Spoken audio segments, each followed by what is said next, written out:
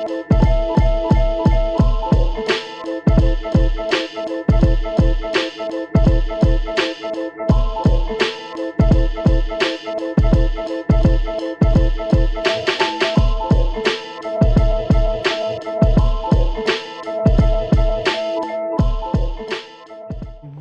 is happening, everybody? We hopefully are coming to you live and correctly because Amber's out of town. Off camera, Amber's out of town. And so Jason's had to do all the producing stuff by himself. And he did it exactly by himself one time this afternoon to shoot a review for this weekend. So hopefully we do this without a hitch. How are you, sir? I guess I should say I'm Jason, and I'm joined today. And I'm Nick. As always, Sorry. by Nick. No, you're good. Fix my volume there. Sorry. So how are you doing, sir? I'm managing, as you and our legions of followers know, on my way to see Dune 2 on opening night and get my popcorn bucket. I was hit by a drunk driver, a 70-year-old man whose name is Kevin, and he's a piece of shit. Yeah, if I sound a little bitter about that, it's because I'm still kind of bitter about that.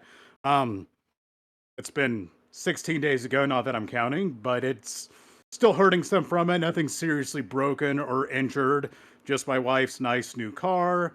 And we were relieved to know the 70-year-old alcoholic who hit me walked away with no injuries, but he did walk away in handcuffs, so at least there's that. Anywho, I'm gonna try to go see Dune 2 tomorrow night and hope they haven't ran out of popcorn buckets. I'm going with our number one super fan, Logan. So, looking forward to going to see that finally. And if the universe throws another alcoholic old man at me, I'm just going to be convinced that I'm not meant to see it. Nope, I'm going to go see it anyway. I don't care. I'm going to keep trying till I can see it. The universe is not going to stop me. It can try, but it's not going to. You just got to give him the voice, dude. Yes. Well, then I will refrain from Dune talk until such a time where we can. I figure at some point we'll have to do both these movies and talk about Lynch's Dune. So we'll save all of our. We Dune should talk also for then. we should also do the Dune miniseries from Sci-Fi. Yeah, we should. I'm just saying. To be fair, maybe we should. It's a very different beast from the others, mainly because it's a Sci-Fi original miniseries from the early 2000s, and it looks like it. It really looks the part, but not to say it actually does have some merits in it. And it got really, really out there in Children of Dune. Like, I wasn't really familiar with the plot line. I watched Children of Dune and looked it up. It's like, oh, it gets this crazy. All right. That's the one thing, because I know the third movie, if they do it, is supposed to be Dune Messiah, the second book. And I know I was talking to somebody and they were like, well, aren't there like a whole bunch of books? I was like, yeah, but like there ain't no way that Warner Brothers is signing off on like stuff from like Children of Dune and God Emperor Dune and all that stuff. Like, I don't think we get that. I think we get these three movies and be happy.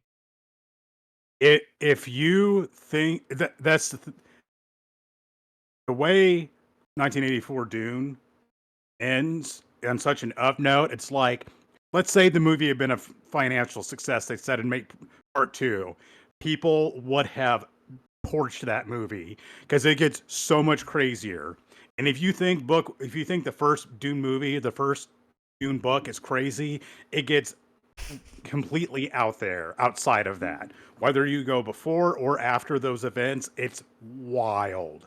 Extremely wild. And let me tell you, Dune's lore is pretty dense stuff, and it's just, they kick it up after that first book. I mean, human sandworm hybrids, revelations about family members, a religious crusade that ends up with billions dead. And I see some of the articles talking about, and sorry if I'm spoiling this for anybody, Paul Muad'Dib, not a good guy. Not a good guy. Not the worst guy. No, there are worse. But any happy feelings you'll get at the end of Dune, well, the next movie or book, you'll be like, oh, well, that went bad really quickly. Having Yeah, uh having a theocratic monarchy or a theocratic despot seldom goes well, and even in the fantasy world. we Still are not a good also idea, even in the year 10,191. well, we are getting. I guess I didn't realize it was a thing. But there's going to be a Dune series on Max called Dune Prophecy, and it's going to be about the Bene Gesserit, which will be interesting. Um, because I know a lot of people who just to compare it, because you will learn if you get into Dune, like so much everything you've ever loved sci-fi related post like 1960s took its cues from Dune. It did. Um, I know a favorite part of some people for the Game of Thrones were the red priests and priestesses. So I have a thing it's going to be kind of like that. And if it is, I'm kind of down for it. Yeah. But we're not here to talk about Dune. We're here to talk about another wild and nostalgic and forgotten franchise. You know that there's an old caveat of actors who you make one for them and one for you. You know, you make the big movie for every the big for every for every Armageddon for Ben Affleck there was Chasing Amy. You know, there's the one for them, and you do the one for yourself. Well, last month we spent 3 hours breaking down all of our tops and bottoms movies we'd seen over the last year. We talked about so many movies. And with the short turnaround, it was hey, this one's for us. Let's do a 3-movie trilogy. That's not really a trilogy. Uh and it's kind of holds a nostalgic place in our hearts, and it'll be something fun to talk about because it's something I haven't revisited in years. We're talking about the Fletch movie. Real Buckle quick, up, kids. your Yeah. audio your audio's sounding a little bit rough. I don't know if there's Okay. anything you could do about. Let me see here again. We're playing solo. I'm wondering. Give me just a second. I think I know what it is. Okay. So, converse amongst yourselves.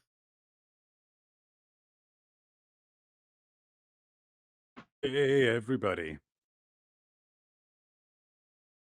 Take a look Yes, behind the Amber. curtain. Take a look Yes, behind the Amber. curtain. I am in fact okay.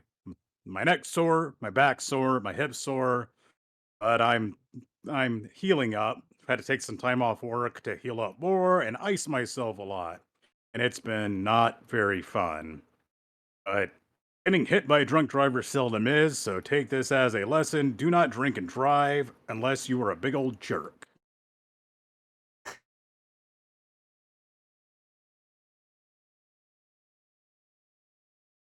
Oh man. Okay.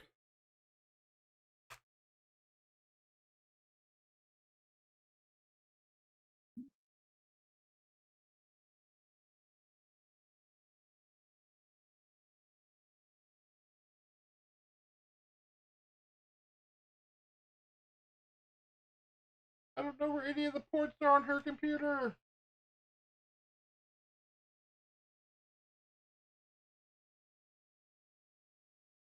Ah.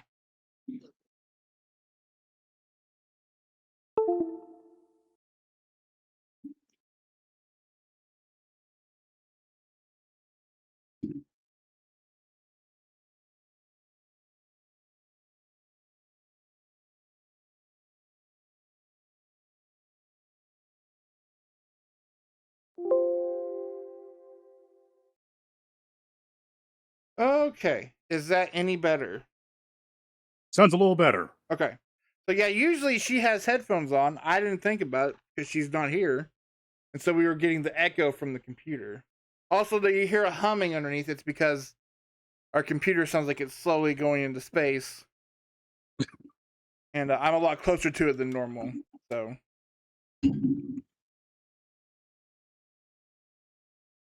So we're taking it a little easier this month, and we're gonna do Fletch. The Fletch series, the first movie having come out in 1985, with a sequel that followed a few years later, both of which starring Chevy Chase. Um, then it went into a very long and convoluted history of people attempting to make another Fletch movie for the next 30 plus years. Until we finally got another Fletch movie in 2022, starring John Hamm and with Confess Fletch. yeah, so come on, see what happens when you're not here, Amber. No, I'm just kidding. Doing any kind of guilt trip? Not at all. She's off being cool and doing like family things. I'm like, I don't have time for that. Let's talk about Fletch. But I am excited because this is a movie. Well, first of all, I guess we should do this proper. Welcome. If you haven't been here before, shame on you. But we like to do these monthly hangouts, and we kind of have a topic. We kind of talk about movies in one way, shape, or form. Sometimes it's the top 10. Sometimes it's a breakdown of a few movies from a general topic. Sometimes it's just us talking about stuff we. There we go. Hey everybody, talking about stuff we like. So this month, also I should also plug. We do this here every month here on Twitch. For now, and by I mean every month. I don't know what I've done to my camera since moving, but that's okay. Nobody needs. I don't need a camera. That looks good right there. But we also do it every week on YouTube. We have a YouTube channel. Like every middle-aged white American has. They hand it out to you when you turn 35. You get your first doctor checkup, and they give you a YouTube channel where you talk about movies. And ours is at youtube.com at the Movie Club Emporium. Each week we have movie reviews going up. This week, I'm kind of excited about this week's movie because it's not something I've ever really not a movie I generally cover, but it's one that Ash and I kind of watched on a whim, and from a director that I'm really like hit and miss on. But we're talking about Ghost Dog: Way of the Samurai. Which, spoilers, I really did enjoy. I've only seen part of Ghost Dog. My experience with Jim Jarmusch thus far has been quite underwhelming. The Dead Don't Die is legitimately one of the worst movies I have ever seen. Yep. I mentioned that several times. That movie makes me vomit. Like, the idea of that movie makes me nauseous. Just thinking about it. I went to the theater to see that movie with Bree and Tommy. It's like, hey, indie zombie movie. I looked at the cast. I was like, oh man, this will be at least entertaining. I was wrong. It's a movie. Years later, we still talk about a lot as to how much we hated it. And Bree throws it in my face, saying, "Hey, you took me to go see The Dead Don't Die." So I get to live with that for the rest of my life. I didn't go to the theater because this is Oklahoma. They wouldn't play this in any theater around here. I instead paid $20 to purchase it sight unseen on Xbox Video. So Ouch. till the day I die, that movie's still floating around in my purchases tab on Xbox Video. So, in case I ever need to revisit it for some reason. Yes. Yeah, so we do that every week on TikTok. Every week on TikTok. We do have a TikTok. The first TikTok I put up about us doing Fletch did over 2,500 views, which amazed me. And then so I did one a few days later, and it got 100 and something. So, but it was also around the time where everybody was talking about other things like the bill that passed and all that. So, if nothing else, if you're on TikTok, why don't you look up the Movie Club Emporium while you can?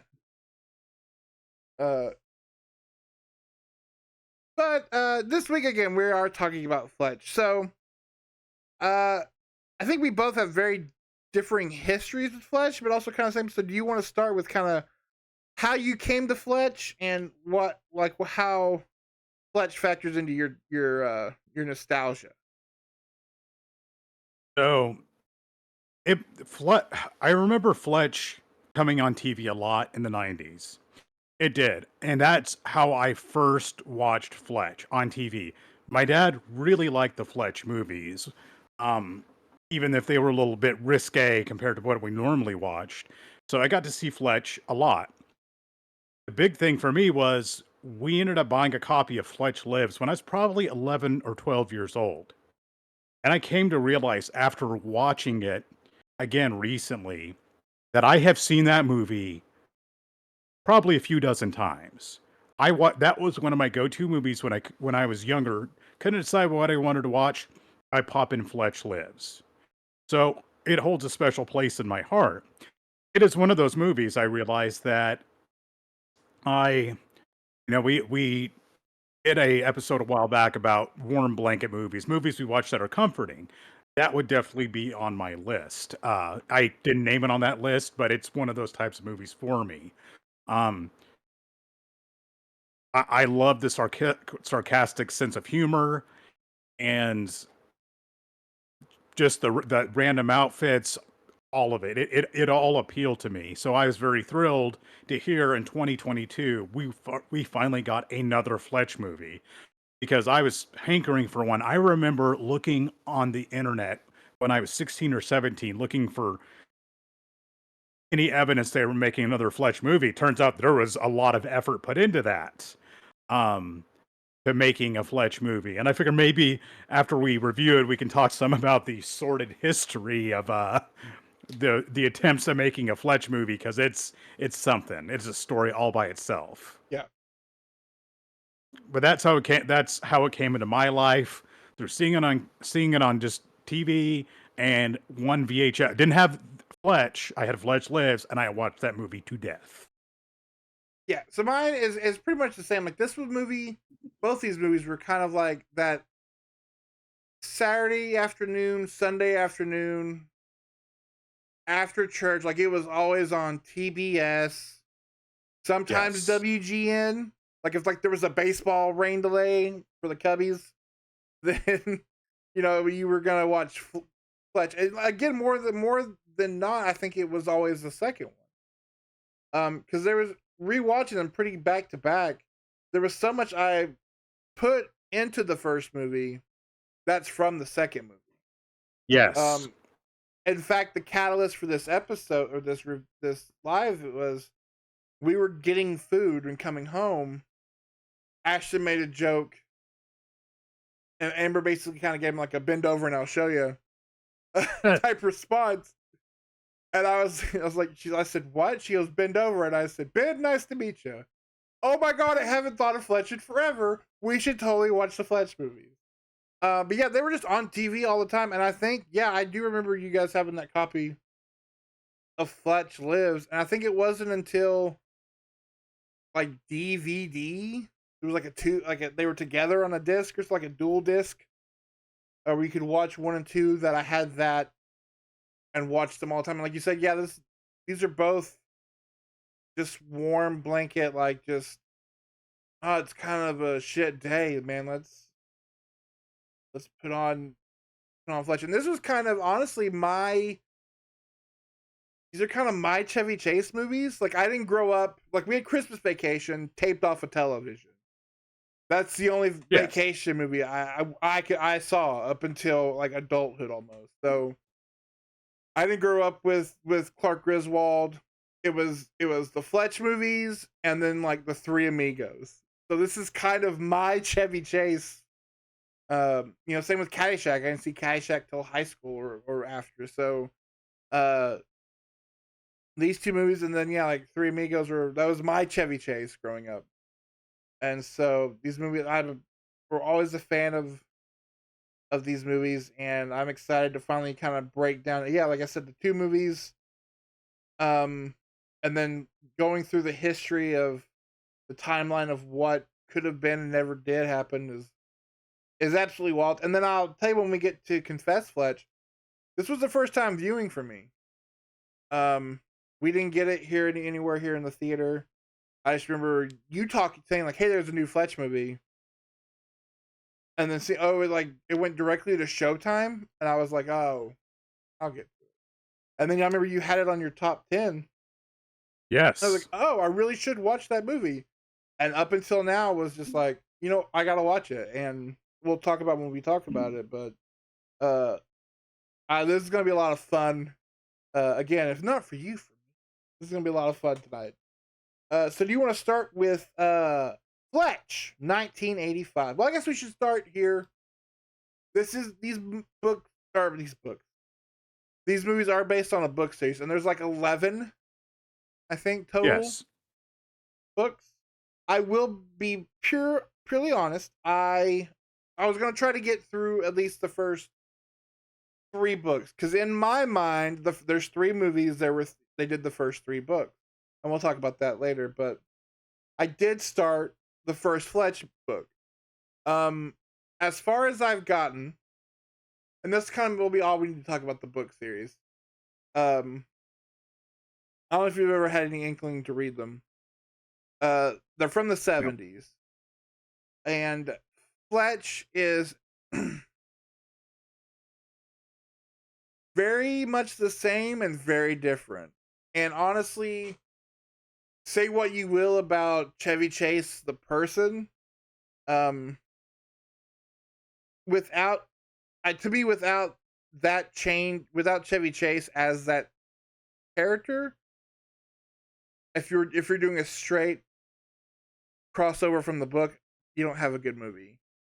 Fletch No. is in the book is very he has a lot of baggage, because they overtly talk about him being a Vietnam veteran, so he brings that up a lot.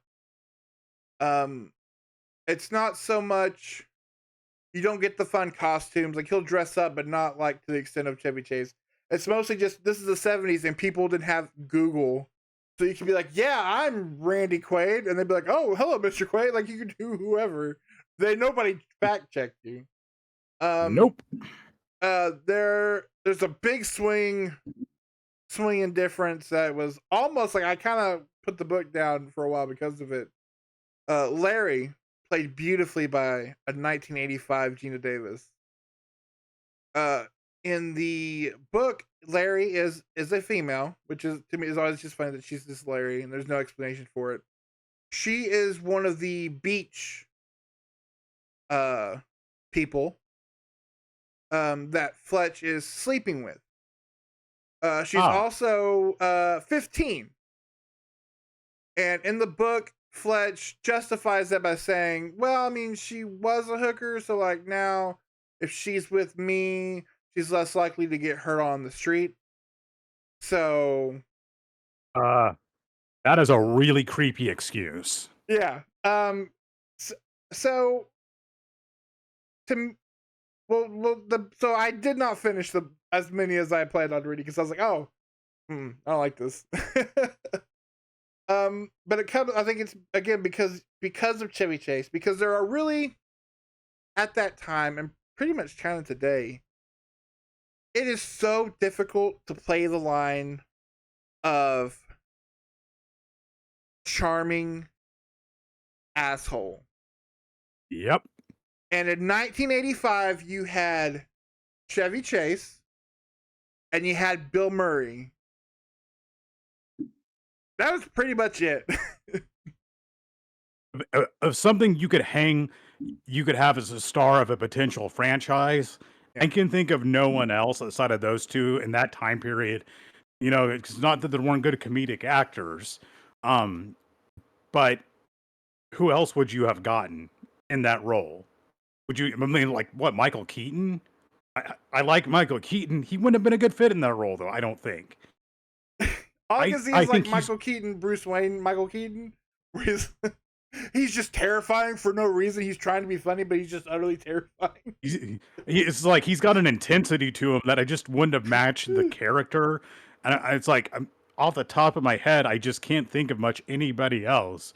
I mean, it's like if they wanted to do it's like mix it up and throw Eddie Murphy in the role. He is completely wrong for that role. It's just and some of the big comedy actors of that time and some of the people who were like stand-up comedians or it's like Robin Williams. Nope, that wouldn't have worked either. You go down the list of who could have done it at that time, who could have played it, and you come down to Chevy Chase or Bill Murray. And Bill Murray, it wouldn't have worked with him in the role. So I think you're left with, for this time period, it had to be Chevy Chase. And I think it works because of Chevy Chase. Do you want to go over the general plot of the first Fletch movie? Yeah, so Fletch begins. We meet Fletch, Irwin R. Fletcher. He's an investigative reporter and Lakers superfan. Writes a column under the title of Jane Doe, and he is in the middle of, we come to him in the middle of a case where he is pretending to be a beach bum, trying to figure out this like huge influx of drugs on the beach. And he is approached by a young, attractive, wealthy, very wealthy man, played by a great villain throughout movies, Tim Matheson. And with the proposition that in a week's time he wants Fletch to kill him. And in doing so, he will make a lot of money. And it's a perfect crime for him to commit. And that is kind of the crux of the case, is figuring out, hey, why would this seemingly man with the perfect life, he's super rich, he has a beautiful wife, he has a great job, yes, he has this cancer, so he says, but why does he need me, who he believes to be just a beach bum, to take him out? And that's kind of the investigation mystery of the movie, because we get to unravel that, as well as how it seemingly also may tie into what's currently happening at the beach. And the thing you have to know about our hero Fletch is he has a knack for the quippiest of one-liners, and he is a master of disguise.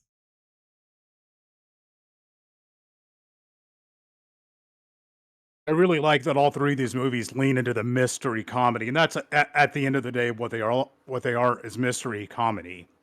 Um,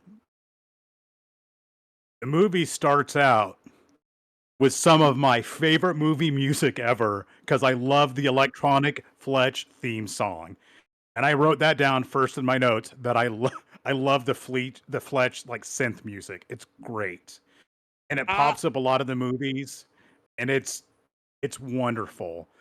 And you get one thing too. It's like you get a voiceover in Fletch and Fletch Lives, and the voiceover actually I think works in this movie pretty well, kind of explaining what's going on because he looks like well, he's supposed to be disguised as a drug addict on the beach. He looks a little too clean and put together, but I'll excuse that.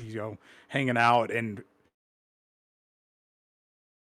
given this proposition, which is baffling. Then he goes to Tim Matheson, the character's name is Alan Stanwyck's palatial estate, and kind of goes over this proposition because Tim Matheson pops out of nowhere, is like, "Hey, you want to make some money?" to a random druggie on the beach, and Fletch is like, "I'm not going to dress up as a little Bo Peep or something like that," because like that'd be my first guess is, oh no, this rich dude wants to do something weird and sexual with me. Oh, it's sex. Which he makes he makes several jokes about. There's various interesting characters that pop up throughout the movie, like in the running joke of like Fletch goes into a country club, and there's a guy treating a waiter really poorly. So Fletch ends up charging a bunch of stuff to his account and stealing his credit card, you later find out in the second movie. So he's this kind of he there's times he's a bit kind of almost a vigilante against jerks. At the country club, he runs into the wife of Alan Stanwyck and is You know, a lot of it's him pretending to be somebody else. You know, going into a doctor's office. Um, Going to at one point he goes to an airport disguised as a hillbilly mechanic. Uh, and it's funny because people will ask him technical questions about things, and he gives the most bullshit answers to him. People are asking him about, you know, his airplane part, and he's just having to make up all this stuff on the fly. It seems very improvised. I'm not really sure how much it was actually improvised. I would, I'm gonna guess Chevy Chase probably had some input on some of this random stuff that came up with, but it's funny and it comes so rapid fire, and that's how I would describe the comedy style of the first, especially the first two Fletch movies. Is it's extremely rapid fire. Not all of it lands, but enough of it does to make it really entertaining. It's kind of almost like a movie from the 1930s or a cartoon in a way, just because of the rapid fire dialogue from Fletch and everyone just kind of reacting in a puzzled manner sometimes to the weird things he says. Yeah, I mean that's what I mean by kind of like by lovable asshole. Is because the comedy is so fast because it's just every line that Fletch says is a zinger. Like he's never serious about anything. Every time he's asked a question, every time somebody gives him a statement, it's a zinger. Like he's just a smart mouth, lovable dick. And like you said, yeah, it's the idea of being like you can get away with, you can say whatever bullshit you want, just be confident, because that's the thing. Yep. That's what Fletch is. Fletch is just confident in his nonsense. But yeah, like you said, like the 30s, it's a very like blah, blah, blah, blah, blah, blah, and then like the jokes just don't stop coming. Going back to the music, when I was doing the TikToks and the reels and stuff, I was so upset trying to find music because all I wanted was that theme, and the theme that maybe the greatest like driving music of a movie ever, like better than, I'm gonna say this right now, better than the Beverly Hills Cop theme. It's just a perfect, Yes. we're driving this movie along theme. Uh, Not to be undersold though is that great Fletch theme song, Bit by Bit, which is pure 80s. Like I don't think it's Sheena Easton, but just like this awesome 80s pop song about Fletch. Uh, but yeah, like you say, he's not, his version of a beach junkie is like, I don't know, a hipster in 2017. It's just like I'm wearing a shirtless basketball jersey and I got a hole in my jeans. Like, Yeah. uh, another fun part about this movie is the the amount of absolute fantastic character actors. Like I said, you have Tim Matheson, you have the woman who plays Mrs. Stanwyck, you have Mitchell himself, Joe Don Baker, as this police captain. Yes. The actor who plays Frank, the paper editor, has been in a million things. Like I said, Gina Davis, as just, she's kind of like the newspaper gopher. Um, who just has some of the, she's just this goofy, bubbly woman. Um, to the actor, he's the main airplane guy. When he dresses up as the hick airplane guy, he's the guy from Blazing Saddles. Just that real big country Yes. guy. Like Norm just, Norm from Cheers plays a drug dealer. yeah, you get cameo from Kareem Abdul-Jabbar, the actor who plays the lawyer, the greasy lawyer. Yes.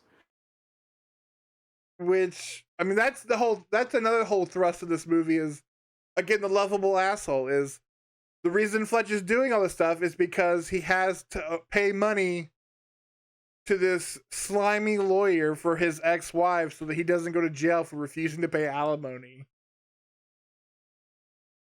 And that's the Fletch's prior marriages and ex-wives pop up in they're mentioned, I believe, in every movie, and it's Mhm. just he's a guy with a sordid love life. Because as much as he's an entertaining character, he would probably be horrible to be married to. Um, but that in all the Fletch movies, romance plays a big role too. Because let me tell you, apparently Fletch is irresistible to all women who come within his pull of gravity. Because all these attractive now, I noticed something about all the women. It's like all of them have very striking, beautiful eyes. They just Mhm. cannot resist, this middle-aged, balding, 6'4" guy who's kind of a dick and quips all the time. And it's just like they fall for him quick. And one of the love interest this movie does, he charms his way into her pants so rapidly. It's like, did Chevy Chase write both of these movies? Just like, I'll play this role, but I have to be irresistible to all women. But it's funny and it works. Um, One of the great scenes is when Fletch gets taken into the police station and he's talking to Jodan Baker because he says the line that for some reason I always love. He's getting pushed around. Then there's a picture of the police chief and Tommy Lasorda, and he goes, "Is that Tommy Lasorda?" The police chief goes, "Uh huh," and he punches the picture and says, "I hate Tommy Lasorda." It's out of nowhere, but it's great. And then this police chief proceeds to threaten to kill him and cover it up, and it gets like real brutal all of a sudden. It it's it's great, and because this is like it's a comedy, but there's also this shady mystery that's unfolding behind it. Uh, I would say out of the three movies, the mystery element is probably the weakest in the first Fletch movie. I think the mysteries in the other two are a little bit better, but it's still a pretty solid mystery in my opinion. And it keeps you engaged in trying to figure out, okay, what exactly is going on. And I was really surprised in a movie like this, in a comedy like this, that they put that much effort into writing a good mystery into the plot. Because a lot of times you have a comedy mystery, it's way more comedy and not much mystery. But I think they strike a good balance with all three Fletch movies. Yeah, well, that's the thing about this movie is you have to have a good mystery because otherwise this just completely falls off the rails and it just becomes a joke show and it'll be it it just completely falls apart. Yeah, I agree that this one may be one of the weakest of the mysteries because once you see Tim Matheson, knowing Tim Matheson, you're like, well, yeah, okay, he's the bad guy, but like, how is everything connected? Especially when you find out that how Joe Don Baker fits into that Tim Matheson storyline. I think it's done really well. Like I said, I can see why, as a set of mystery books, those are big in the '70s. You had uh these books and others, but I mean, really, you have to have the mystery to move the movie along because again, otherwise it becomes kind of those later Will Ferrell movies where we kind of stop caring about plot and it's just an hour and a half of Riff City. And while I find Chevy Chase hilarious in these movies, um, I did you can't they would not work. It would be awful. Yeah, I do like I put this mystery up there again, knowing you kind of know, like he has said going into it, that Tim Matheson is a villain. I do like this one as opposed to some of the other ones. I think of the three, to me, this is the strongest of the movies.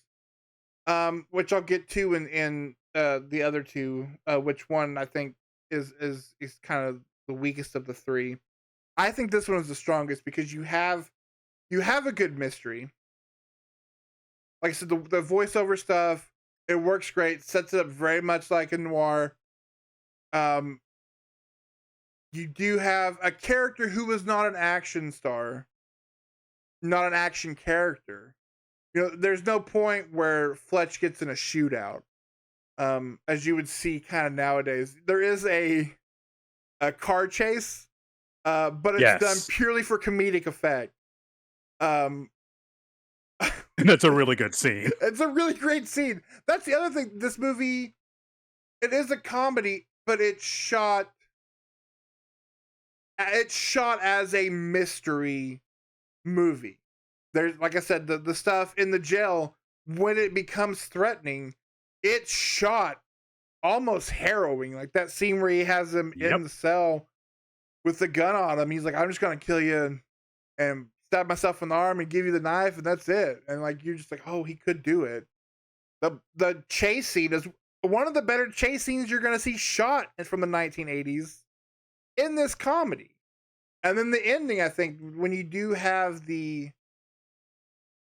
kind of climactic battle, if you will, again, while it's all ultimately played up for a comedic effect, it's shot like a legit mystery thriller. And I think that helps this movie a lot. Did. And it's like people die in this movie. People die in all of the Fletch movies. It's not like you actually feel there's stakes and there's things that could go very wrong. Um, this is another movie that reminds me of how when people weren't trying to make movies so long that they could have a good mystery in a movie that was an hour 30, hour and 40 minutes, which is becoming more and more of a lost art. And this movie manages to never feel, it feels well paced, it feels entertaining. You know, you get some changes of scenery. You have that funny scene where he goes to Utah to break into a real estate place and runs afoul of a Doberman pinscher. There's a good amount of variety in this movie. Um, and I think it ends up being one of the better mystery comedies you can find, especially of this era. Yeah. And the even the disguise thing, when I say he's a master of disguise, like it's not like we're having other actors play a character and then they reveal that it's Chevy Chase underneath. Like it's Chevy Cheese and like Chevy Cheese. Chevy Cheese. Chevy Cheese. Why was that not ever like a cartoon, like kids shows? Like that's Chevy Chase as Chevy Cheese, the adorable dick rat. Like, um, but you know it's Chevy Chase and a fright wig and like goober teeth. Like the most outlandish one for that first movie is the bald cap and the like robe that he wears while roller skating on the beach and a fake beard. Like it's Oh, the all Hare Krishna outfit. yeah, yeah. Yes. It's just him being, you know, it is like again, it's just Chevy Chase with a little extra. It's not played up stupidly.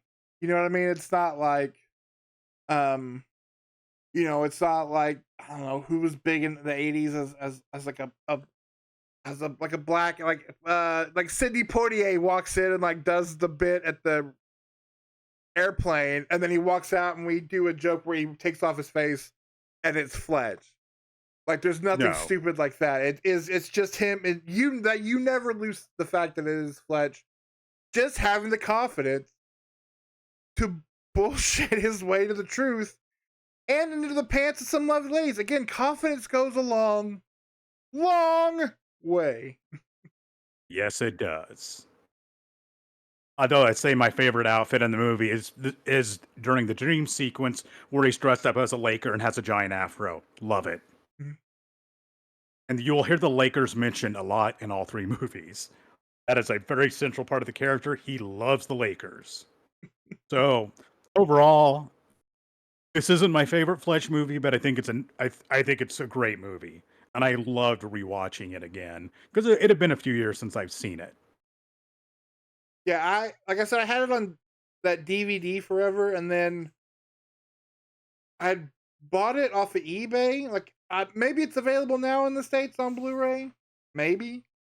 I had to pull teeth to get the newest one on Blu-ray. But I got it from like it's like an all-region Spanish copy, and it just says "Alive Fletch" on the front, and it's the poster for Fletch Lives. But it's both. It has both Fletch and Fletch on Blu-ray in the case. Or yeah, "Alive Fletch."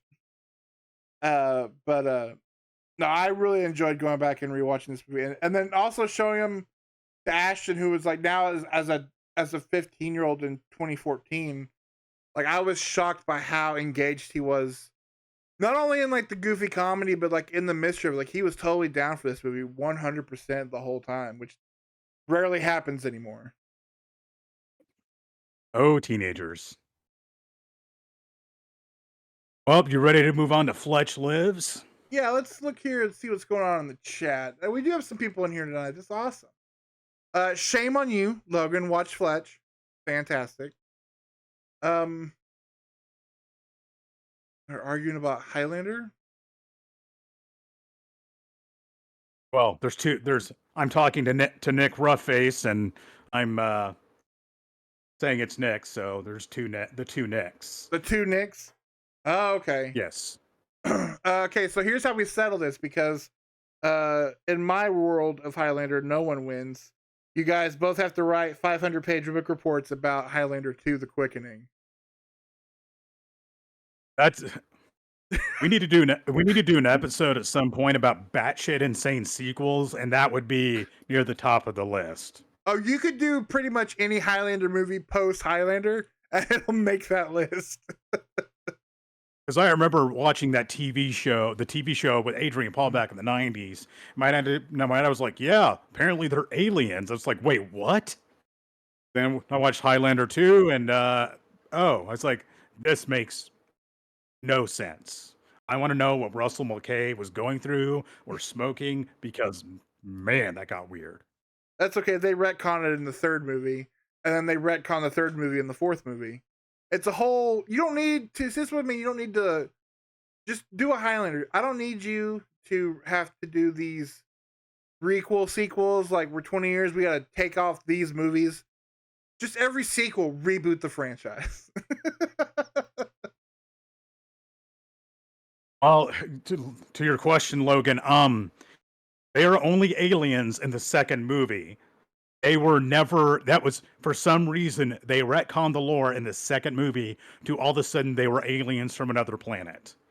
Then in every movie and series after that, it is never mentioned again. No.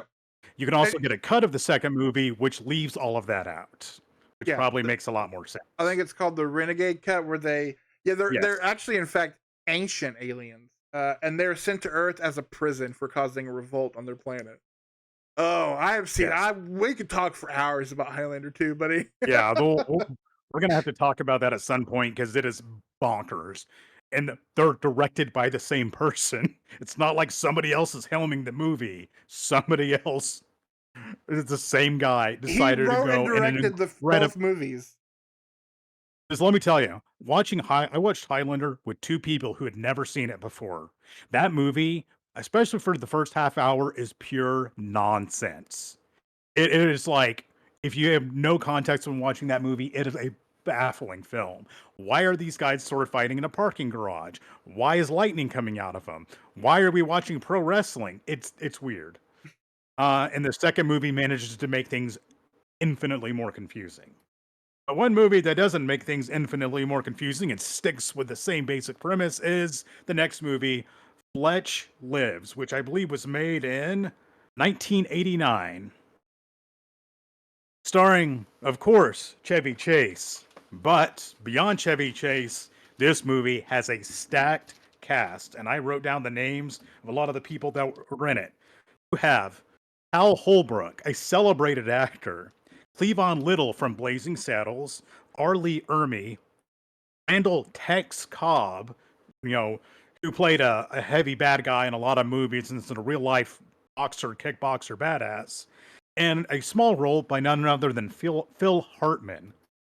There's other people in the movie that I'm sure I missed, but watching it again, I realized, man, they got a lot of people in this movie. This movie also seems to take place on a bigger scale, and there's more to it. I looked it up. Apparently, Fletch Lives had the same budget of $8 million, because I could have sworn Fletch Lives had to have been drastically more expensive to shoot due to costumes and location shoots and musical numbers and animation. Fletch Lives throws a lot of things into the mix. Yeah, look, an $8 million budget. Fletch made 59 million, I believe, at the box office, if I remember right.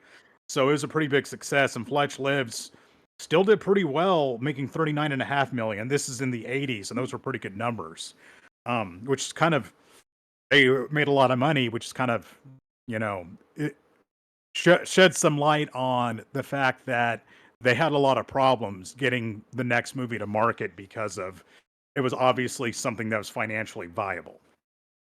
Anyway, getting back to the movie, Fletch Lives picks up with Fletch doing some undercover reporting against the Greek mafia, and he's undercover as a maid named Peggy Lee Zorba, and ends up narrowly escaping with his life after he's shot at repeatedly.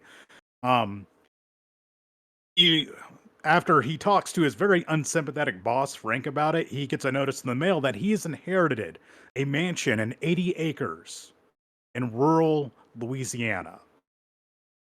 Is Louisiana correct? I'm remembering Yeah, that right? yeah, it's Okay. Louisiana. I thought it's like mate was missing. No, we're Louisiana. It looks like Louisiana too. I am pretty sure they actually shot it there. Uh, so he quits his job and hops on the flight. Um, a flight where he sits next to Constance Schulman. You will remember. Some of you will remember as Patty Mayonnaise from Doug. The woman with the nose job in the movie voiced Patty Mayo along with several other people over the time. And that is because I was watching that. It's like I've heard that voice before. Um. Anyway, and he gets to his dilapidated estate in Louisiana, which is tended to by a mysterious man played by Cleavon Little, whose name is Calculus Enterby, who Fletch is convinced there's more to him than meets the eye. But he's the caretaker of this dilapidated estate that was left to him by his late aunt. Um, Antics ensue right off the bat as he charms his way into his lawyer's pants. I mean, instantly, and she winds up dead. So some of this, and that kind of launches off this whole mystery, a multi-layered mystery about trying to figure out who murdered this woman, who's framing him. So there are various factions that are after his land. Um, he run, I got to mention this part. He gets arrested, and they throw him in jail. And one of the funniest parts of the movie, throw him in jail with big bad, real life badass Randall Tex Cobb. He gets in the cell, and Randall Tex Cobb turns around and has eye makeup all over. And Fletch asks him what he's in for, and his reply is molesting a dead horse. So horrifying guy to be stuck in a in a in a jail cell with. And then Fletch proceeds to ask him his name, and he says, "Bend over." He's like, "Hi, Ben." I'm not doing any of that justice, but it's a fantastic scene. And as far as I know, he's credited as his character being named Bend Over.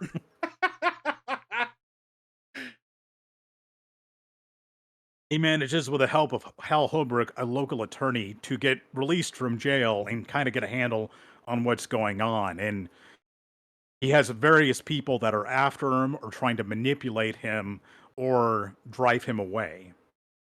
And there's some interesting characters even beyond that.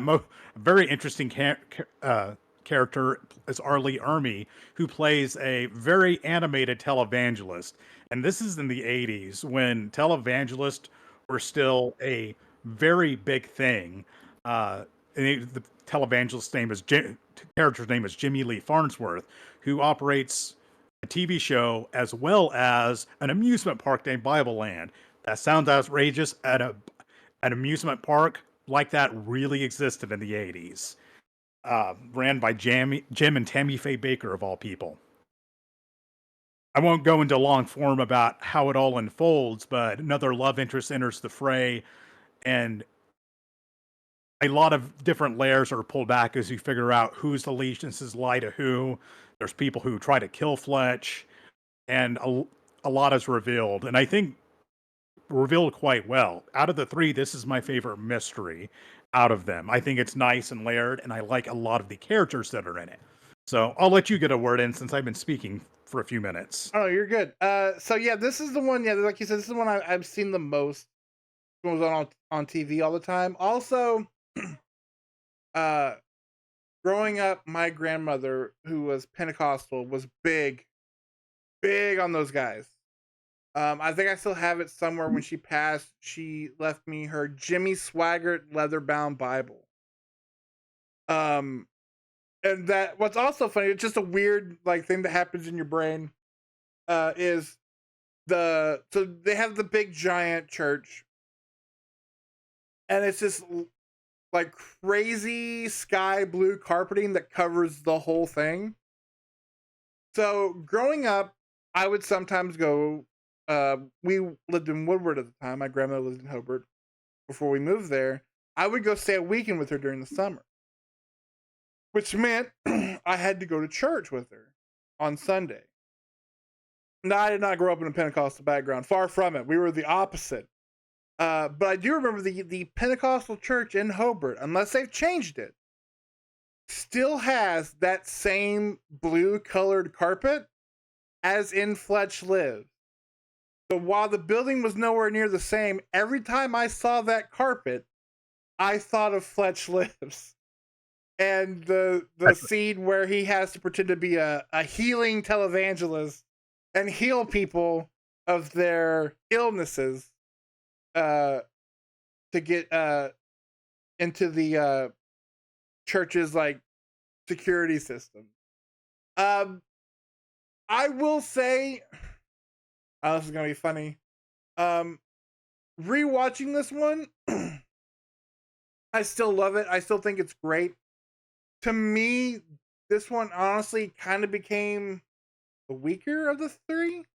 Only because, and it's no fault of the mystery, like the mystery's fine. All the characters are fine. For whatever reason, and honestly, this was Ashton's favorite too. He thought it was crazy when I told him this.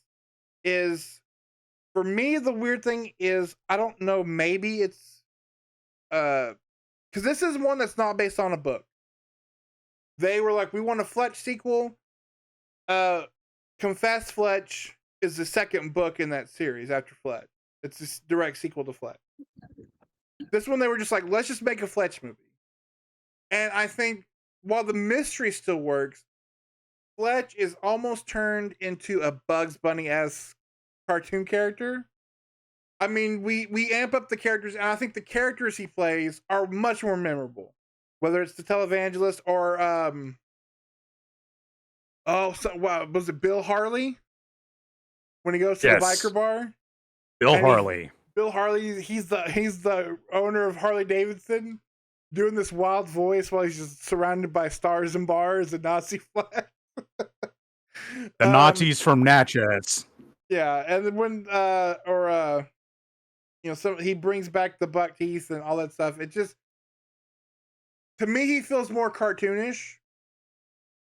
And I think that's why, as for sure, for me as a kid, it's definitely the one I remember the most. And again, the characters, there's much more characterization, much more disguises. I think also, while I do like the mystery, to me, at one small point, and they correct it, it gets a little too convoluted, mostly with the turn of a character that we won't spoil just yet, or if at all. But it's a turn at the end of the movie where you find out a character may be a part of a government organization that really kind of comes to me out of the blue. Almost just so you can have him there at the end. But no, I still loved it. To me, just rewatching this was like, oh, he's kind of Bugs Bunny, and a little less grounded than he is in that first movie. And I wonder if it is because we are definitely writing this movie to all the things everybody loved in that first movie to 11.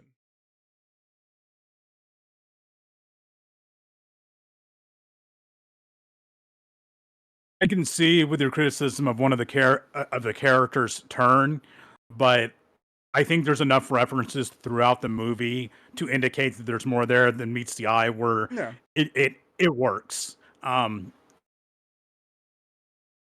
I will fully admit, Fletch is more cartoony in this movie, and the outfits are more outrageous. But this one out of the three has my favorite characters in there. Mhm. Like my favorite character is the faith healer Claude Henry Smoot. Yeah.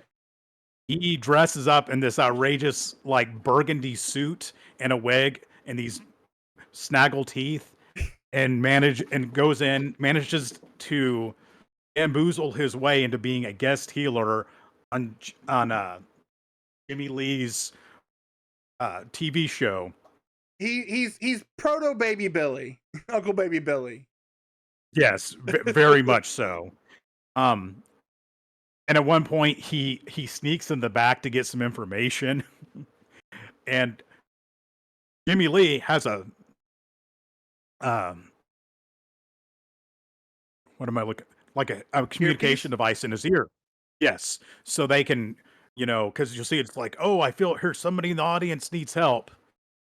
So he looks at the information and tells and turns out this guy has hemorrhoids, but Jimmy Lee doesn't know that, and he manages to get the guy to take his pants off on national TV, and it's great. Any of my descriptions of this aren't going to do it justice, but Claude Henry Smoot going out there and having to pretend his way into doing like faith healing somebody is my favorite scene of all three of the movies because it's wonderful.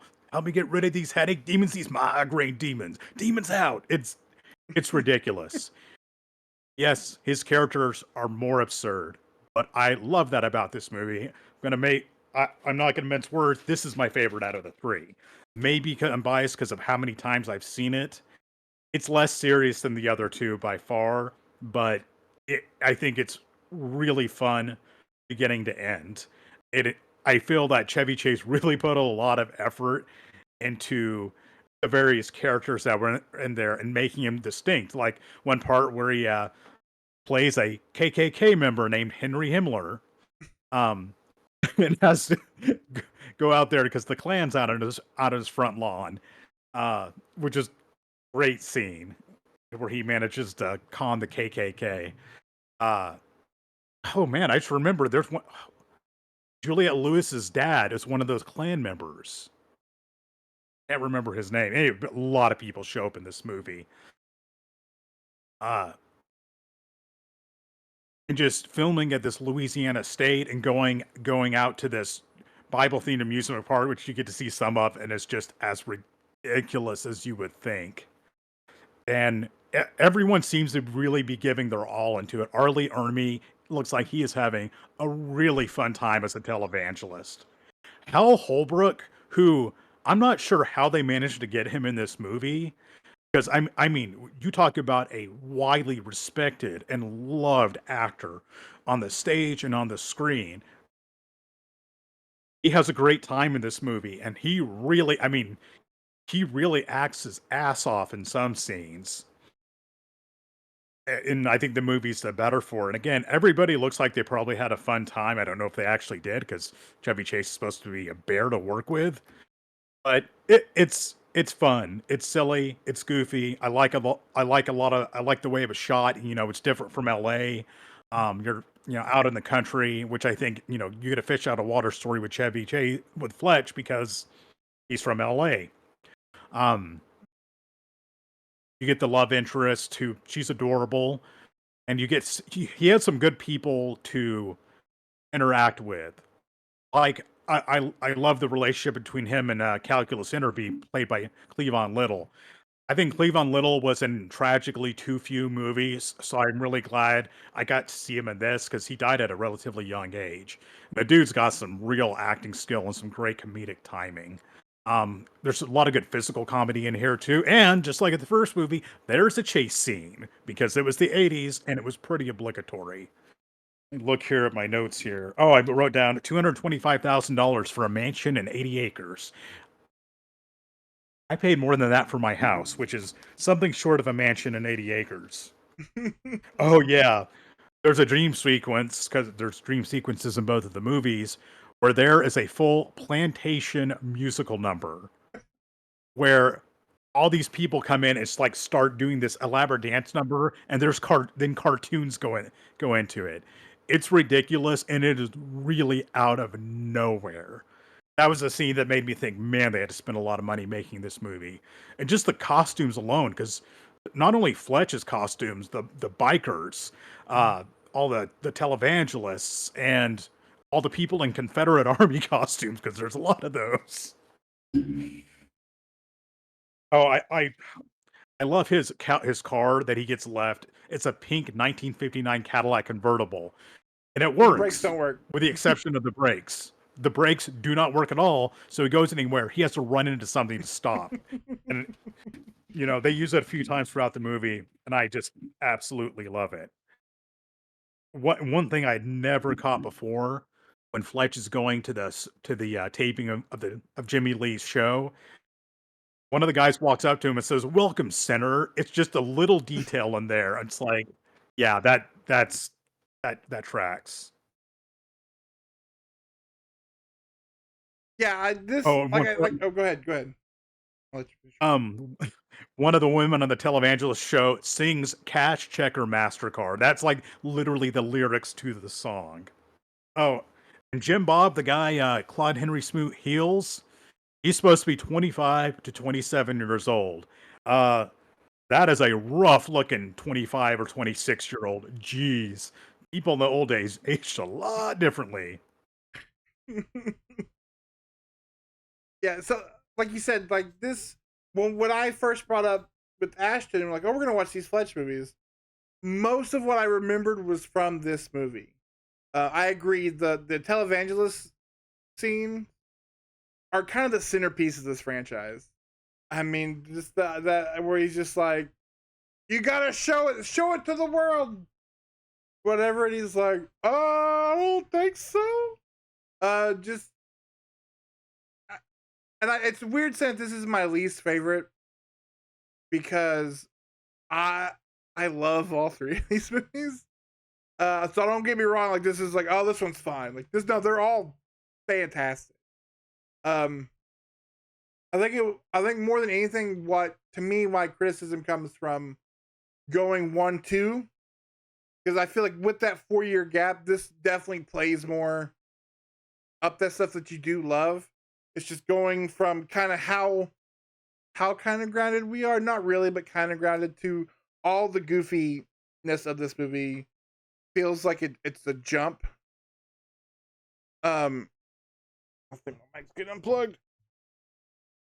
But it's just no, like you said, the stuff with Bend Over, all the characters I could have sworn were in that first movie.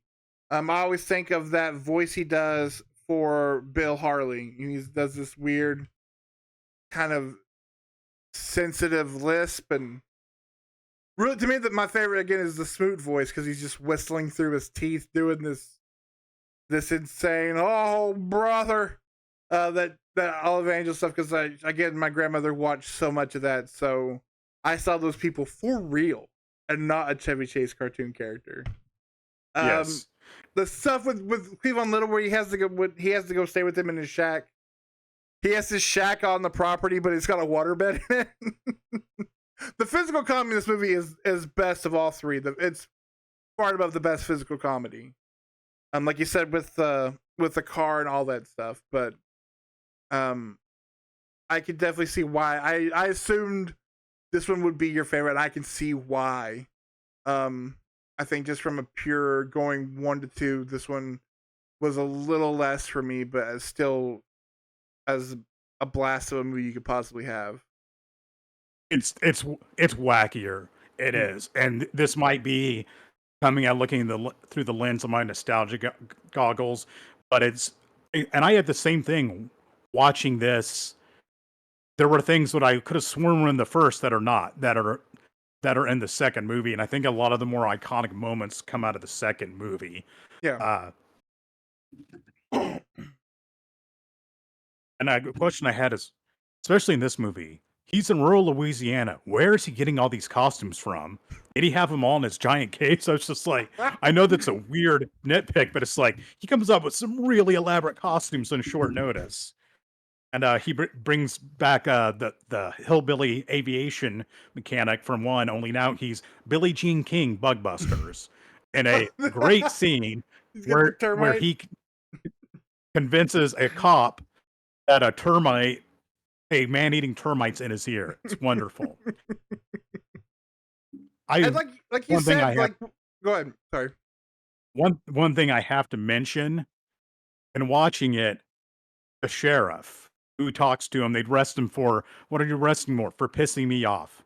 Looks so much like Shaw's dad, Leonard Jumper. So much like him. He's kind of gruff like him too. I brought Shaw over once and we watched this movie, and Shaw absolutely loved it. And yes, he is a dead ringer.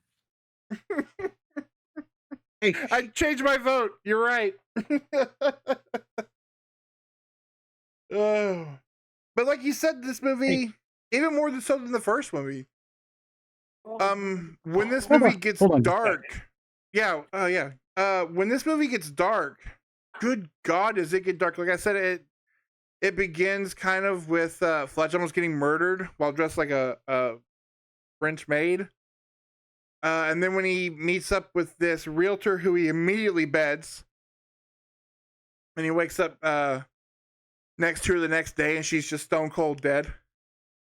And you see like somebody breaks into the house and essentially like poisons her in the night, injects her with something that kills her because she's super. She's like George Romero's Dawn of the Dead, zombie dead. Like she's blue. And then the stuff with Tex Cobb in the cage, and then him in the middle of that Nazi biker bar. Like there are some moments in this movie that are absolutely harrowing. When the movie does go dark, the Klan being there, and ultimately his mansion being burned down. And one thing that I love is, I don't know how spoilery we want to get, but the ending where he fights the villain, and he uses the villain's mother's ashes as a weapon. Oh, it is savage, and it's great. He like picks up a picture of her, it's like, oh, Bride of Frankenstein. And it's just the whole thing. He manages to like think his way out of that situation fantastically. Well, of course, being a dick about everything. 100%. And that's Fletch, the lovable asshole. And I wouldn't have it any other way. But do you have any other parting thoughts in Fletch Lives? I think I covered all I needed to cover. Yeah, Again, I will say the music. Yeah, they bring back the score. We don't get a new Fletch song. I kind of want a new Fletch song. We do get that, and again, if you've never heard it, go to YouTube and YouTube the Fletch music, because I guarantee of all the memorable themes for movies from the 80s, like just the driving themes of movies, whether it's the steel drums of Commando, it's the Beverly Hills Cop theme, it's whatever. The Terminator drone. This is the best like run and gun theme music of any movie from that era. Take that, Danny Elfman. So yeah, that's Fletch. Fletch Lives, and so you think, okay, I didn't get any numbers how this one did.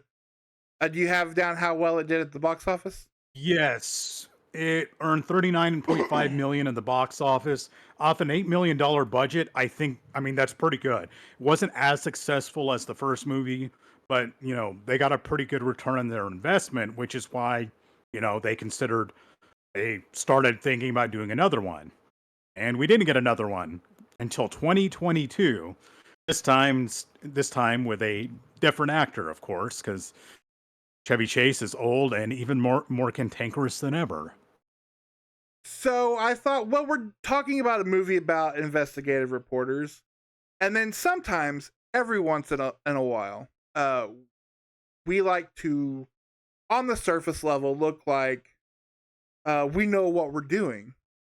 And so I did a little research, little Wikipedia research on Fletch's almost 25-year developmental hell. And it's wild. You could make a movie about trying to get a third Fletch movie made. So we start in the mid-90s, hot off of Clerks and Mallrats. Kevin Smith, Miramax is who owns the rights. I think the first two were put out by... Who put out the first two? I don't know if they were a big company or not. But Miramax owned the rights. I thought it was Universal. Was it Universal? It may have been Universal. Miramax owned the property. So Kevin Smith initially was wanting to do a sequel with Chevy Chase. For whatever reason, it doesn't specify. I'm assuming because of kind of what's known about Chevy Chase now. It wasn't working out. That you couldn't get anything to agree on, especially when I think of like 90s Chevy Chase. That's kind of like, I mean, what do you have 90s Chevy Chase? You have that Vegas Vacation that he's sleepwalking through. Was Memoirs of an Invisible Man early 90s? It was early 90s. John Carpenter can tell you all about Chevy Chase from that movie. It's a very out of left field John Carpenter movie. Yeah. But so Chevy Chase isn't exactly who you want to work with. So eventually, they're like, okay, here's what we're going to do. We're going to reboot it. I guess it's either book 5 or 6 in the book series. There's a novel called Fletch 1. And it's kind of a pseudo prequel. Here's how Fletch got into becoming the investigative reporter that he is. So Kevin Smith wrote a screenplay for that, and he wanted, because of because of meeting Jason Lee on Mallrats and then using him again in Chasing Amy, he wanted Jason Lee to play young Fletch. Now, in hindsight, that sounds fantastic. At the time, again, it was Miramax, so once again, here come the Weinsteins to ruin everything. This is, I guess, around like 99-ish, 97, between 97 and 99. Harvey Weinstein wanted Ben Affleck, which I don't see working. Maybe... No. Like if you want one of those golden boys from that time, maybe Matt Damon, based on some things Matt Damon has done now. But even then, like I don't think so. He wanted Ben Affleck because he didn't feel that Jason Lee's the 2 movies he was in, while great, they only earned like $30 million, so he wasn't a bankable star because they wanted Fletch to be Miramax's first series. Like they wanted to franchise this bad boy.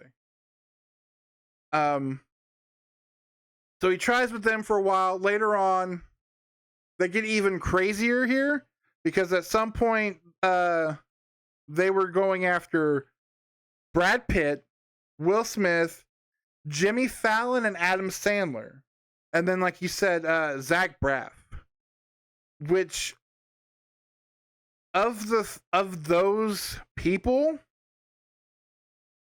I wouldn't mind seeing a Brad Pitt. That'd be a wild change in career.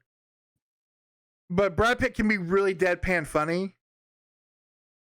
Everybody else on that list is absolutely terrible for this. Like, what a terrible, stupid idea. I can see maybe on the surface thinking Will Smith's a good choice. He's not. No. Zach Braff is a abysmal choice. Now, if you want somebody from Scrubs, you get Dr. Cox. Like, that's your Fletch. Or you get the guy who played the janitor, and he's just like it is younger Chevy Chase, tall and goofy, but no, like yeah, just it's just weird. Like, have you not seen any of what made those movies great? Like none of these people are doing it. Also, these movies made money because back in the day, guys, you could make an $8 million movie that looked fantastic. You're not doing Yes. that with you know, especially early 2000s, Brad Pitt, Will Smith, even Adam Sandler at that time. Like, no way. No way. That movie's costing a I, fortune and is going to destroy your studio. And Jimmy Fallon, like, what? Oh, God. Like, the only thing worse to me than Zach Braff would be a Jimmy Fallon Fletch movie. oh, no, no, I don't. I mean, yes, I get he was big at the time, but those are some horrible choices. Zach Braff, I think, being the worst. Adam Sandler, again, I kind of get the reasoning behind it. You need a specific kind of funny guy to pull that off. No, Yeah. I don't think many of those options work. I know I don't know if you mentioned them later on. It seemed like it was going to move forward in the mid 2010s with Jason Sudeikis. Yeah, that's what I was Uh, getting to. So in 2006, Kevin Go Smith ahead. says bucket and leaves. And One then one last, everything's quiet. Yeah, go ahead. one last thought on that. I like Kevin Smith. I don't think he would have been the right choice for Fletch. I don't. I understand why people think he would. I don't think his style of comedy would have struck a good balance. I think it would have ended up a lot goofier than even Fletch lives, in my opinion. And it Yeah, would have, yeah, like that's. I mean, that's kind of the golden era of Kevin Smith.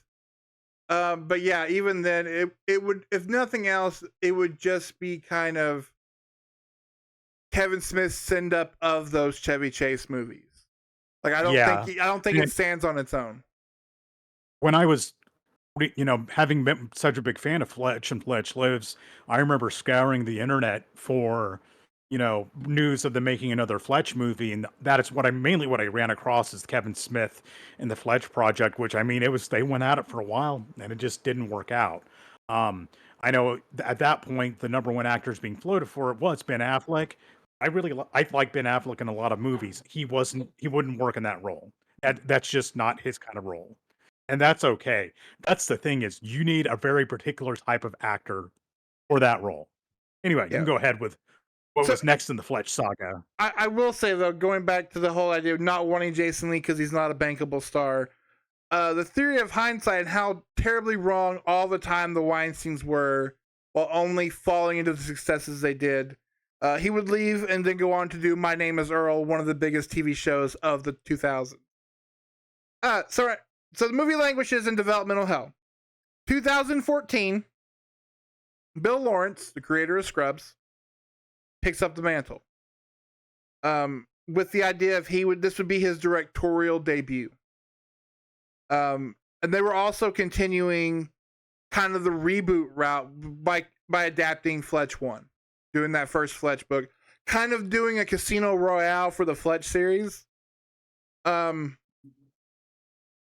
Kind of runs into the same problem, who they're going to get to star in it, who they're going to star in it. Finally, yeah, like you said, Jason Sudeikis is attached to it.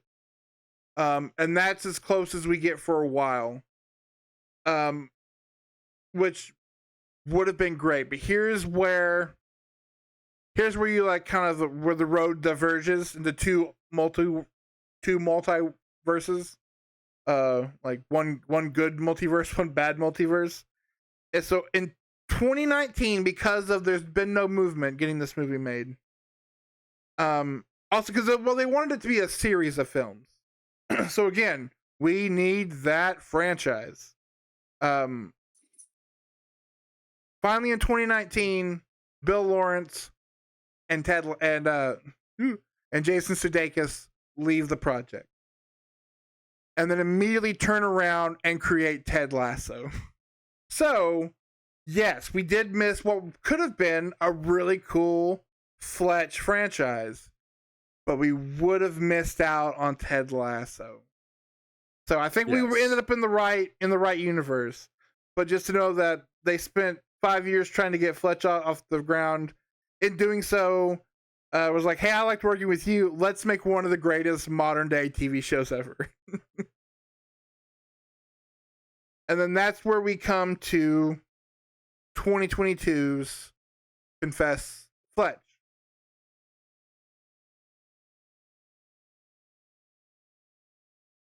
You know, you want to go over the plot, or you want me to? Either way,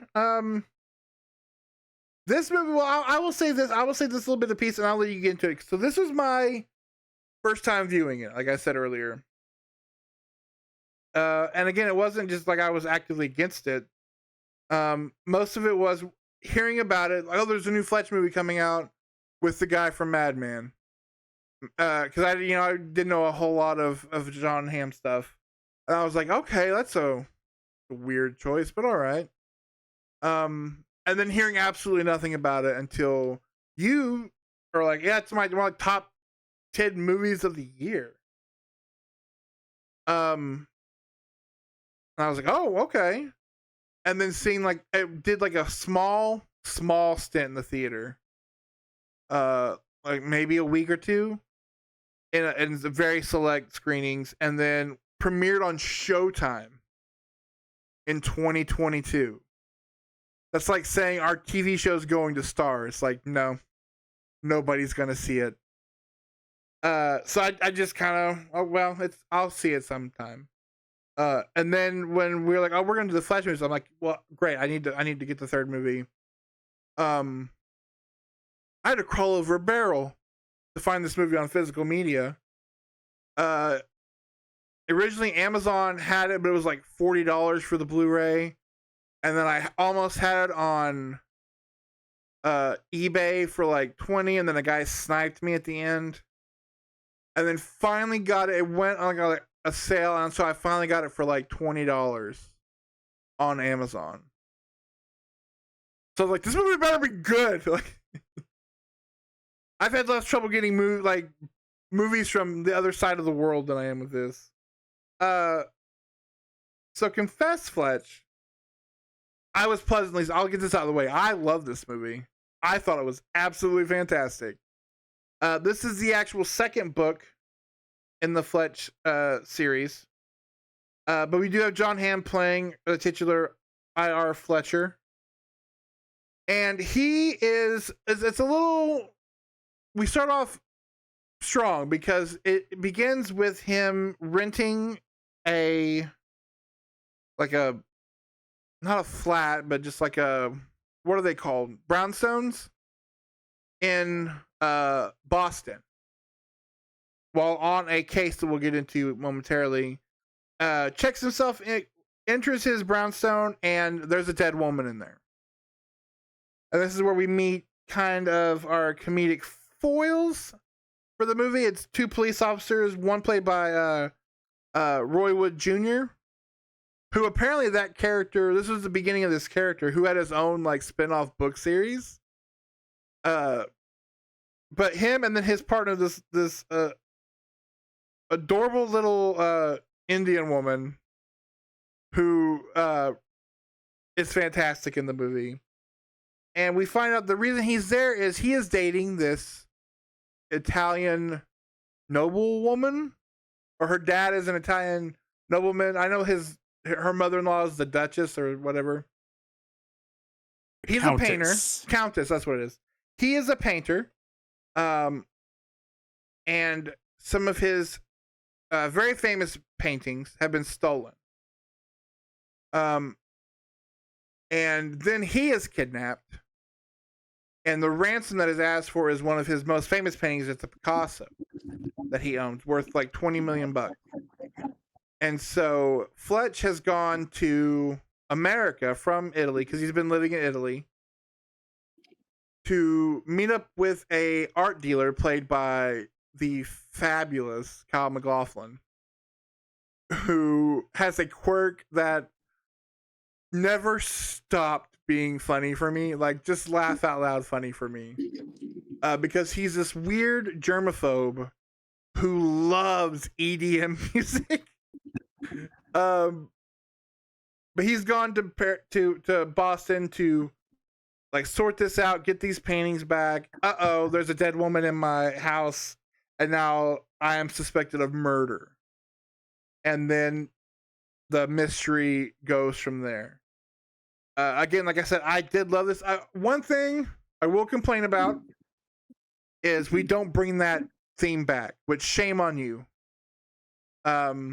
Instead, the score grew on me as we were going through the movie, because it's like this like soft jazz type thing, like just moving jazz. Which at first I was like, well, this isn't the which is what I wanted, but I did it. It fits this movie, and John Hamm. I think for this version of Fletch, I think John Hamm is fantastic. I was not. I went into this expecting like again, like you look at the list of actors who were named, and you're like, this is kind of Chevy Chase or bust. And we're remaking all this later, and all I knew John Hamm from was Mad Men.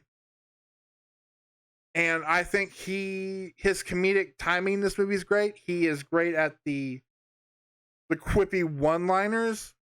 Not to me, not all of them land as much as they do with Chevy Chase, but a lot of them are really good, and they surround him with another great cast of people. Whether it's Roy Wood Jr., who's fantastic as this cop, they call him Slow Mo, whatever, because it takes forever for him to solve cases. He's dealing with, he's trying to solve this murder case while also dealing with trying to get his baby to sleep by itself. You have again Kyle MacLachlan as this germaphobe art dealer who is just always all the time. And then you have the girlfriend and her stepmother, who's the countess, played by, oh my god, the actress. She's Mrs. Carmody from The Mist.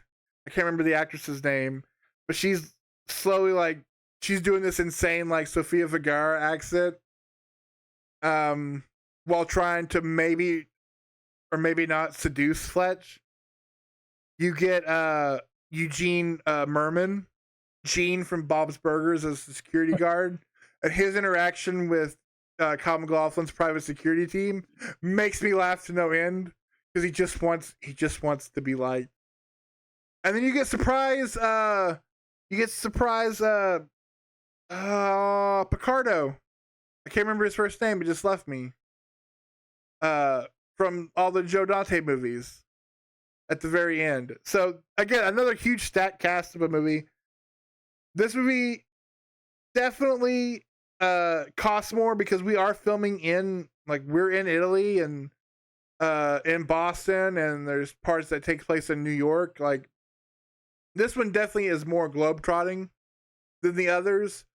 We do get kind of a reunion with Frank. I think one thing that is weird is he's not doing the investigative reporter, which makes it kind of different than the other ones because it turns out he is just like he's a private investigator, I guess, with what he's doing. But you do get a reunion with Frank, and it's an actor from Mad Men, which was kind of funny. And the idea of like this is the sequel book is he retires from being an investigative reporter, moves to Italy, and then somehow finds his way back into mysteries. So I'll stop there and let you take over from there. I said to shoot a text real quick. Oh, you're When I first heard that there was going to be another Fletch movie, of course, my number one thing is like, who are they going to get to play Fletch? Because that's always the very difficult part. So I heard John Hamm. I've not watched Mad Men. I've seen John Hamm in a few things here and there, but I don't really have a strong opinion on one way or another. Now, his Fletch is it's not played quite the same as Chevy Chase's, but it still manages to feel more or less like the same character. And I really like his version of the character. I prefer Chevy Chase's, but he does a good job. And I would say this, I think he's more likable than Chevy Chase in this movie. He's still he's still very rapid fire with the quips and the dialogue. And you can really buy him as a guy who's like really sharp. The disguises aren't quite as outlandish this time around, but it still works, and a lot of it's still Fletch exudes confidence, and he can bullshit his way through so many things just because he's that confident. And one thing too, and something we haven't mentioned about the other two movies, as much as like the facial expressions. Chevy Chase has a lot of wild facial expressions in the first two. John Hamm does a great job of emoting and showing things with his facial expressions, and even throwing in some physical comedy in there. Kyle MacLachlan is a national treasure. I mean, I love the part where Kyle MacLachlan is dancing to EDM music with his With two UV lights, his two sanitizing UV lights. It's ridiculous. Um, we have a beautiful Italian love interest. Um, his sort of mother-in-law, the countess, played by Marcia Gay Harden, I believe is yeah, her name. Marcia Gay Harden, yeah. Yes, she's just great.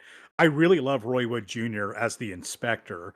I can completely buy that character has his own spinoff because I think that would make for a pretty good spinoff series of books.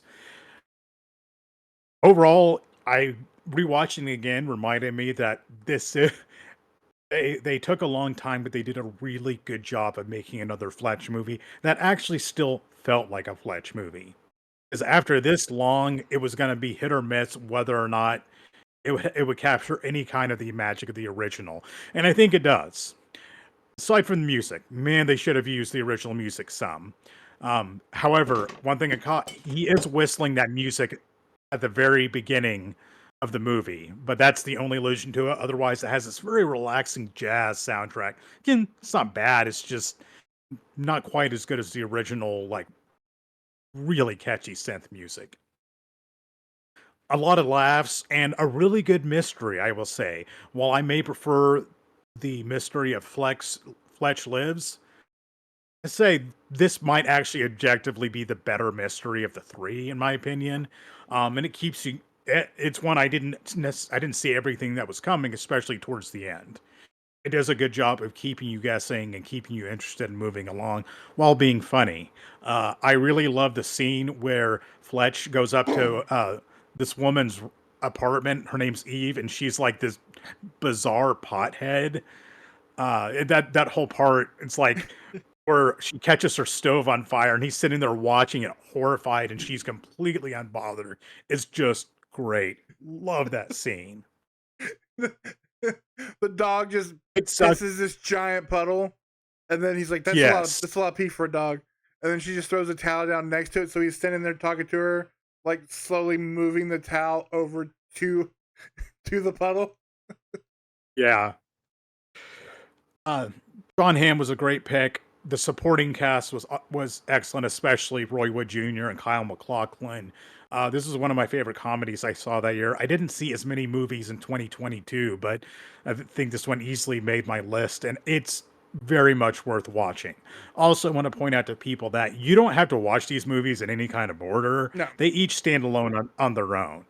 I know my wife was talking about, she's like, well, I haven't seen the first two. It's like, you don't really have to. There's like, in Fletch 2, there's a little, maybe a few references here and there to the first movie, but not enough to make a huge difference. So, yeah, Confess Fletch, which actually, I own this book in paperback and might get around to reading it at some point. It took a long time, but it was worth it. John Hamm, I really like him in this movie. yeah, and I would want more. Like watching this movie, I was like, man, I wish there was more of this. To continue with our developmental hell. So shortly after the release of this movie, Greg Matola, the director, said he'd been hired to write a sequel based on the third novel, Fletch's Fortune, but said he wasn't sure it would ever be produced. Now, this is a much larger movie. This movie was estimated at $20 million to make. Because it was in the theater for so little, its worldwide gross was $656,000. Wow. So I would maybe in not in my lifetime, maybe in my great grandkids' lifetime, we'll get a fourth Fletch movie. But yeah, so unfortunately, just the way this was rolled out, um, I don't see it happening, which is sad because again, there are the books. There's 11 of them or more at this point. I don't even know if the guy's still alive or if he's still I writing don't them. think so. I would be curious. I really would be curious to read some of the other ones, just because, like I said, I think the book version would probably does work better in the books why that they were made the movies, but Fletch is much more of like a douche, not so much a lovable douche. In the book that I can't see that translating well to the screen as that character is, but I would be curious to see how they go if he's still writing those books after those movies. Does he kind of incorporate some of that stuff? Do you do something absolutely crazy? Like, I know this is not on topic, but just for reference, the Dexter TV show, I started reading the Dexter books, and book 1 and book 2 followed the first 2 seasons of Dexter very closely. And then in the third book, Dexter is cursed and he loses his Dart passenger, and the series becomes supernatural. So I stopped about 30 or 40 pages into the third book and was like, nope, no, thank you. So I don't think those books go that far. Like, I don't think there's a human sandworm hybrid in the later Fletch novels. Maybe there should have been. But yeah, like I said, for this one, to me it was my second favorite, only because I went to this movie expecting to be like, well, they tried at best, and honestly, they succeeded all my expectations for what you could do with a 20-30 years later sequel to a movie franchise with a different actor playing that character. I think they really nailed it for kind of this version of Fletch. So you would rank them Fletch as number 1, Confess Fletch as number 2, and Fletch Lives at number 3? Yeah, I would. I would reverse that. Fletch Lives is my favorite. Confess Fletch I put in 2, and Fletch is 3. I love all of these movies. Yeah. I think the first Fletch doesn't hold up as well under rewatching, but it's one of those, it's all a matter of personal taste. And I was really caught off guard by Confess Fletch. Putting it third is not a knock on Fletch not being a good movie, because it's really good. Yeah. It's just, to me, those are the ones I enjoyed it. And yeah, Confess Fletch I actually did get to go see it in theaters, and it was such a pleasant surprise, and I felt lucky to be able to go see it. But I heard there was a Fletch movie hitting theaters. I was not going to miss it. And you're right. I think it was in the theaters less than a week. Yeah. And a very limited release at that. We just happened to get it. But it's just, I never thought that would be something I would get to see in my lifetime. I'd long ago given up on there being another Fletch movie. I will say, though, with what they had to draw from, think they could make a good series out of this, or at least a 1-season series. Yeah. And go around at some of the adventures of Fletch. I think it's actually well laid out for that. I doubt it'll happen. I don't think the demand is there, but I'd love to see it. I know there's still talks about doing another Fletch movie. Even though 2022 was a rough year for movies, we had not rebounded from COVID, and I believe Confess Fletch had already been delayed releasing at that point, so they just wanted to get it out there. So I doubt we'll get another one, but from what I've researched, the possibility's there. But I'm glad you suggested this. I loved getting to see all 3 of these movies back to back and seeing what they did similar and what they did different, because all 3, I'll be honest, have a pretty different feel from each other. Yeah. 1 and 2 feel really different, and the third feels very different from the first 2, given the fact it was made 30 plus years later with a completely different actor. It's just, somebody should really make a documentary about the attempts at making Fletch, because I actually think it could be really interesting. It could be like the you could put it up there with Jodorowsky's Dune, or the Whatever Happened to Superman Lives documentaries. Yes. Yeah, I honestly, I'd never crossed my mind, but now that you said that, do this as a show. You find the right actor, you keep the cost low. You have to put on. I think because one thing about this last Fletch, it's R-rated, which I think you needed in 2022. The first 2 Fletches are PG, but it's an 80s PG. So it's essentially an R-rated movie. But yeah, I think you could do it, and you again, it comes down to where is it going to stream? Are people going to be able to see it? You know, I think who owns? I think it has gone back to Miramax now, which is part of Amazon. So maybe it'd be on Prime, or God forbid they put it on the MGM Plus, in which case nobody will see it. I think I think it'd be a good. You know, they did that. Or here's what you do. You know, they had on HBO. They had that gritty reboot of Perry Mason. We just do like a real like Tokyo Vice version of Fletch on HBO, where it's just like he's running around shooting and smoking and calling everybody cocksucker. Like, let's do that. That's exactly what we need. But we keep the same music. Oh no! Like I said, this was kind of just one for us because I was tired of watching all those movies. And then when Ashton then made me think of Fletch, I was like, oh my god, we should talk about the Fletch movies. I know Nick loves them, and it's only 3 movies to watch. So I was really happy this worked out because this was a lot of fun for me. To rewatch these movies, to watch some for the first time, and even get the kid, you know, out of his room for 3 different times during the last week to sit down and watch him with us. So that was pretty wild to get. I think last weekend I got him to watch 3 whole movies last weekend, so pretty big deal. That's the power of Fletch, baby.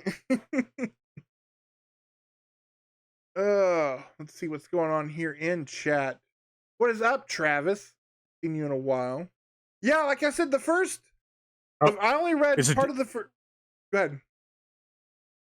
Oh, that's a different Travis. Oh, he's a friend. He's a friend and coworker of mine. We've known each other for a while, and I finally managed to harass him enough so he'd stop in. Well, hello, hashtag not my Travis, but that's okay. No, I like I said, I started reading the first book. Again, it's a very different kind of take on the character, I think, than what I was used to. Only time seeing the Chevy Chase movies. Maybe I'll go back to them. I still don't know if I'm gonna be able to get over that whole Larry situation. That's the other part about the second one. That's why the second one drops down. No Gina Davis, Larry. I think they call somebody Larry, but it's a different person.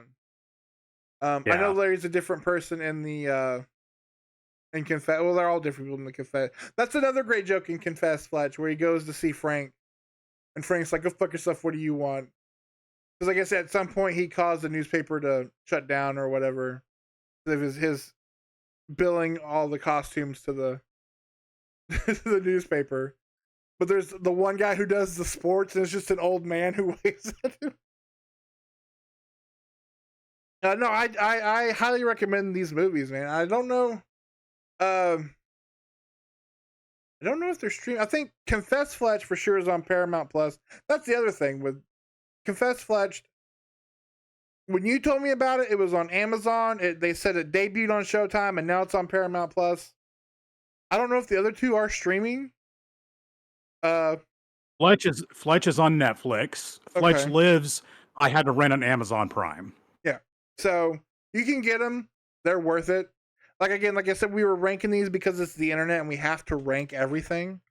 But it's like ranking your 3 favorite pieces of candy. They're all 3 your favorite piece of candy. It's just you have to put them in a line. You have to line up your favorite colors of Skittles, because they're all great. I think you'll enjoy them, Logan. I'm excited to know what you think about them. I will say this, for the next week after watching all of them, especially if you watch them all in pretty quick concession, you will spend your time just walking around your house or Walmart or whatever you go, just being like, beep, beep, beep, one way or another. So just prepare yourself for that. But no, this is an absolute blast. Little kind of relaxation month for us. I really enjoy doing. And what are we doing next month, Jason? So next month, guys. Speaking of, we're going right back into. Oh boy, we haven't really discussed how we're going to do it yet, so that'll be fun to figure out. You have to be there to figure out how we're going to talk about Mad Max knockoffs. Right now, we're looking at April 27th, so the end of April. We're going to be talking about Mad Max ripoffs or knockoffs, I should say, not ripoffs. Mad Max knockoffs. So prepare for leather and cars and leather, and more than likely, we're all wearing football pads in that order. And assless chaps and mohawks. Yep. All of those things. Mad Max and the Road Warrior. And I'd say more of them are Road Warrior ripoffs of that same kind of feel, you know, those post-apocalyptic movies that they made so many of them, a lot of which in Italy back in the 80s. Some are good, some really aren't, some are hilariously bad, but we have a lot of them to draw from to we could do several episodes about this, but Yeah. we'll start off with this one.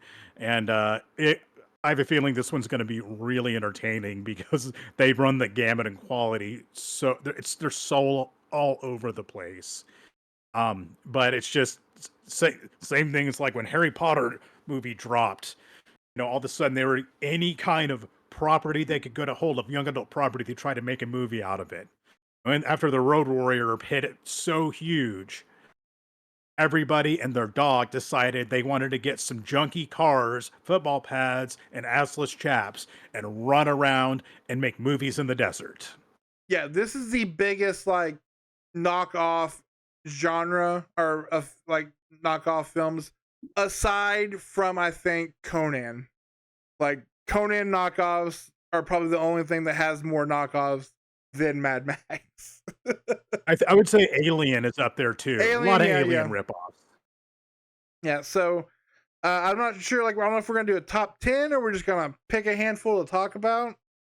The point is, probably all these are gonna be on Tubi, so it'll be easy to watch.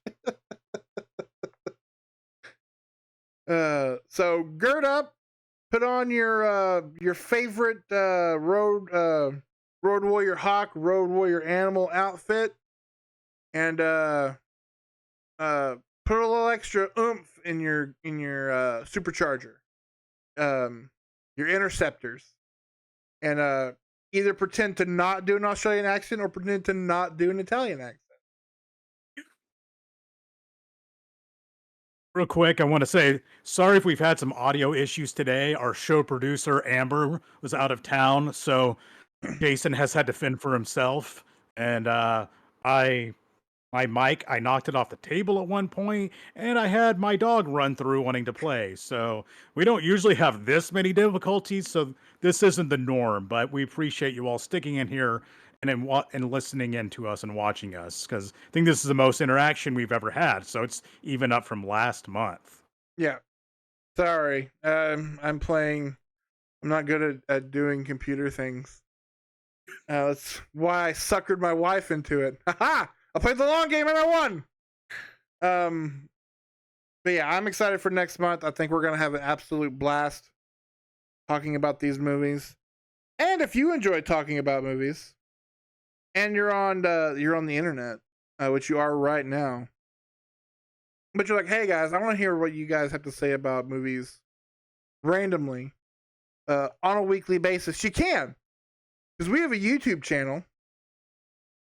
Over at YouTube, it's the Movie Club Emporium, where reviews go up weekly. And as I said before, this week we are talking about Ghost Dog, Way of the Samurai. And I do have my review of Dune Part 2. Spoiler free, because I'm not a monster. Up as well. No popcorn bucket for me either, but I just didn't go to the theater that had it. didn't get involved in a horrific accident. I'm getting my bucket tomorrow. I'm gonna do it. As long as I hope nobody they tries to have kill it. me on the way to the movie. So my plan is to hopefully next week, that review that goes up, it will be my review of the new Ghostbusters. Speaking of franchises that, you know what, I kind of love all of them. And I also grew up watching the second one way more than the first one. But we're talking about I'll be talking about the new Ghostbusters movie because I want that Ghostbusters popcorn bucket. The cool trap one, not the Slimer with his mouth open. I only want that one if they put that Dune sandworm lid on the top of it. I'm planning to get them both, so I'll try that out. There you go. But yeah, so we are again on YouTube every week. New reviews go up. If you've missed one of our live streams, I'm gonna try to. They are available. They don't store here on Twitch for long, unfortunately. They are available. We do have a Patreon that we never plug because I don't. It's just we're not shillers. It's hard to ask to plug anything. I barely plug this, and it's free. Like to see those videos. So if you want to see some of our older ones where we talked about the Iron Claw, or one where we did ranking of